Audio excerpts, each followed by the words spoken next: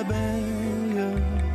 Marie la fourmi, Patouche la mouche, Belle la coccinelle, Camille Barnabé, Siméon le papillon, Carole, Chloé et Léon le bourdon. Benjamin le lutin. Les pouvoirs magiques. Toujours content, toujours prêt à rendre service, Benjamin était aimé de tous les habitants du jardin.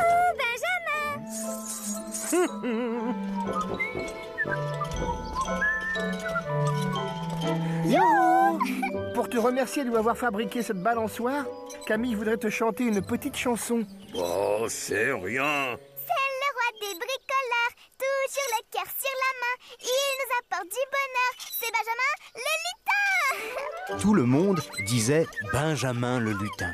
Mais chacun savait en secret que le bricoleur n'était en réalité qu'un simple nain de jardin. Hé, manche et des pleines de poils! Fiche-moi le camp! Hors de ma vue, espèce de monstre à six pattes! Laisse-la tranquille, Hugo. Ce n'est pas parce que Chloé est muette qu'il faut la maltraiter. C'est tout de même pas de ma faute, si Chloé porte malheur et fait mourir les fleurs.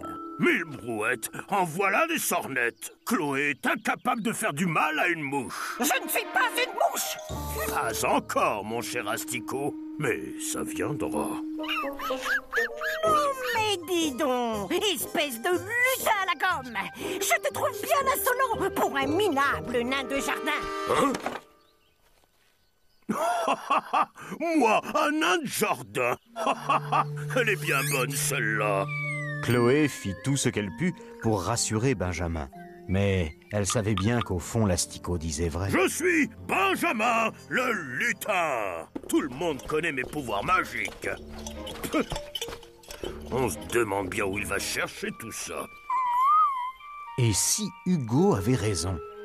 Voyons, il n'avait franchement rien à voir avec un nain de jardin.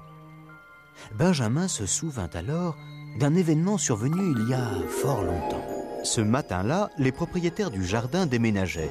Et Benjamin, tout content, croyait faire partie du voyage. Hélas... Maman, on n'emporte pas le nain de jardin? Laisse cette horreur en plastique. Pas assez de bazar comme ça. Depuis ce terrible jour, Benjamin, sous le choc, avait choisi d'oublier son passé et s'était mis en tête qu'il était un lutin. Bagada, badaga, soulève-toi, je le veux. Il faut peut-être voir un peu moins grand. Après tout, je suis un lutin, pas le plus grand des magiciens. Badaga.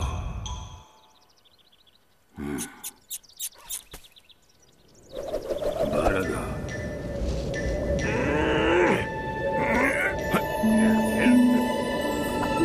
Ça y est, j'ai réussi. Je suis un lutin. Je suis... Du vent. Ce n'était que du vent. À quoi ressemblent les nains de jardin? Voyons, ils portent une longue barbe blanche. Oh. Et puis? Eh bien, je ne sais pas, moi. Ils ont le nez rond, un bonnet pointu, et ils sourient tout le temps. Exactement comme moi, alors.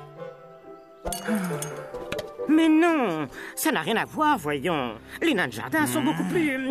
Et puis alors, beaucoup moins... Tiens, par exemple, ils portent le bonnet plus en arrière, comme ça.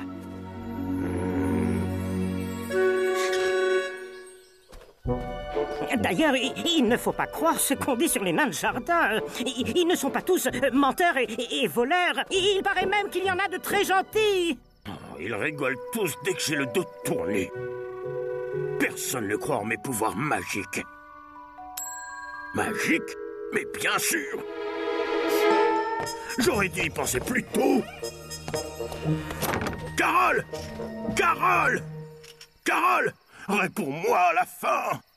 Est-ce que j'ai des pouvoirs magiques, oui ou non? Est-ce que je suis un noble lutin ou un affreux nain de jardin? Affreux nain de jardin. Affreux nain de jardin.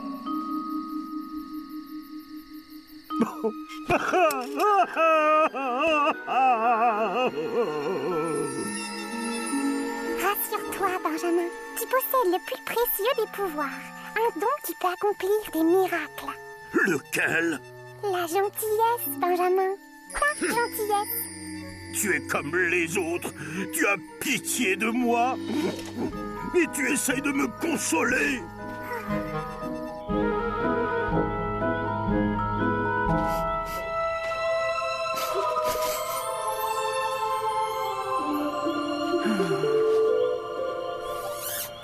Chloé voulut aider le malheureux lutin.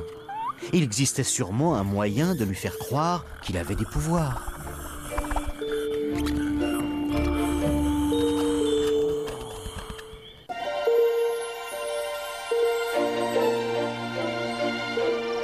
Benjamin, roi des lutins, perlapapin.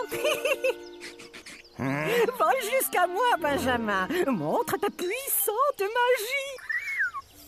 Mais qu'est-ce que... Oh, oh, oh, oh, oh, oh, oh, oh, 1000 pommes pourries. Quel est ce prodige? oh, oh, oh, oh. Si tu continues à me provoquer, Lastico, je te transforme sur le champ en grosse mouche velue. Compris? Parfaitement. À vos ordres, cher lutin. Oh, je le savais. Youpi! Je suis le roi des lutins. J'ai des pouvoirs magiques. Carole la Luciole avait donc bien raison. La gentillesse